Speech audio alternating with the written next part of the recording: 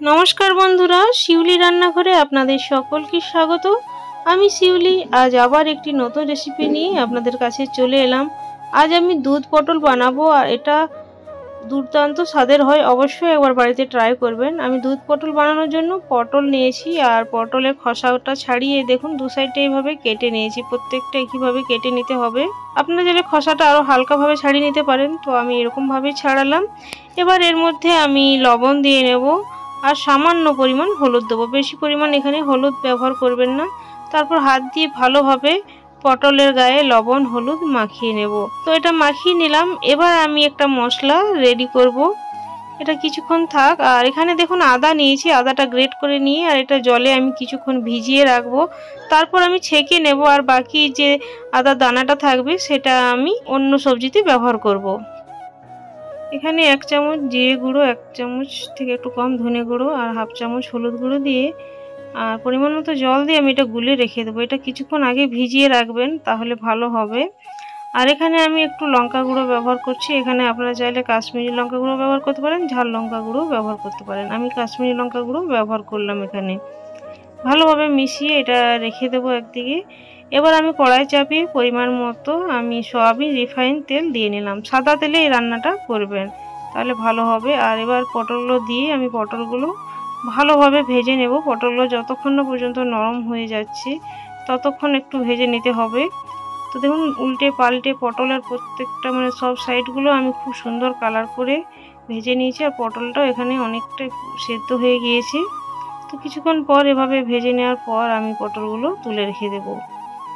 আর খুব সহজ হয়, খুব কম সময়ের মধ্যে রেসিপিটা তৈরি হয়ে যায়। আপনারা একবার হলো ট্রাই করবেন আর আমাকে অবশ্যই জানাবেন। আর যদি ভালো লাগে তো প্রিয়জনদের মধ্যে শেয়ার করতে ভুলবেন না। এখানে ওই তেলের মধ্যে আমি 2টো লবঙ্গ, 2টো এলাচ, 1 টুকরো দারচিনি, 2টো তেজপাতা কিছুক্ষণ ভেজে তারপরে আমি যে জলটা রেখেছিলাম আদার সেটা দিয়ে নেব। আর এই জলটা দেওয়ার কিছুক্ষণ পরে আমি যে গুঁড়ো মশলাগুলো ভিজিয়ে রেখেছিলাম জলে সেটাও অ্যাড করে দেব। কিছুক্ষণ আমি সময় নিয়ে কষে নেব। আর কষে নেওয়ার পরে আমি ভেজে রাখা পটলগুলো এই মশলার সাথে দিয়ে নেব। আর তারপর আবারও ভালোভাবে দেখুন মিশিয়ে নিতে হবে। আর আমি ততক্ষণ পর্যন্ত কষিয়ে নেব যতক্ষণ না পর্যন্ত এই মশলায় তেল বেরিয়ে আসছে। এখানে আমি দেখুন দুধ নিয়েছি আর লিকুইড দুধ নিয়েছি। আপনারা চাইলে জল গরম করে গুঁড়ো দুধ দিয়েও এই রেসিপিটা বানিয়ে নিতে পারেন। তো খুব সুন্দরভাবে দেখুন কষানো হয়ে গিয়েছে, পটলটা দেখেই বোঝা যাচ্ছে। এবার আমি দুধ দিয়ে নেব। দুধ আমি এখানে 1.5 বাটি দিয়েছি। আর গ্রেভিটা যেরকম রাখবেন সেই হিসাবে দুধ দিয়ে নেবেন, কারণ এটা ঝোল হবে না, একটু গ্রেভি হবে। এবার আমি 1/4 চামচ গরম মশলা দিয়ে নেব। আর গরম মশলাটা খুব ভালোভাবে মিশিয়ে নিতে হবে এই গ্রেভির মধ্যে। আর দেখুন কালারটা খুব সুন্দর এসেছে। এই রেসিপিটা অবশ্যই একবার বানিয়ে আমাকে কমেন্টে জানাতে ভুলবেন না। এবার আমি 4টে কাঁচা লঙ্কা মাঝ বরাবর একটু কেটে নিয়ে দিয়ে নিলাম। আর ঝালটা পছন্দ মতো দিয়ে নেবেন। যেহেতু নিরামিষ রেসিপি এখানে আমি সামান্য পরিমাণ চিনি অ্যাড করলাম। এটা আপনারা চাইলে স্কিপও করতে পারেন।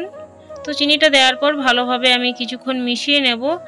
আর এখানে রেডি হয়ে গিয়েছে আমাদের দুধ পটল। এবার 1 চামচ ঘি দিয়ে আমি গ্যাস অফ করে 5 মিনিট স্ট্যান্ডিং টাইমে রাখার পর ভাত, রুটি, পরোটা, লুচি যে কোনো কিছুর সাথে এই রেসিপিটা পরিবেশন করতে পারেন। আর রেসিপিটা ভালো লাগলে লাইক, শেয়ার, কমেন্ট করবেন, সাবস্ক্রাইব করে আমার পাশে থাকবেন। আর আজ তাহলে আসছি বন্ধুরা, পরে একটি রেসিপি নিয়ে আপনাদের সাথে আবার দেখা হবে। ধন্যবাদ ধৈর্য ধরে আমার এই ভিডিওটা দেখার জন্য। Thanks for watching.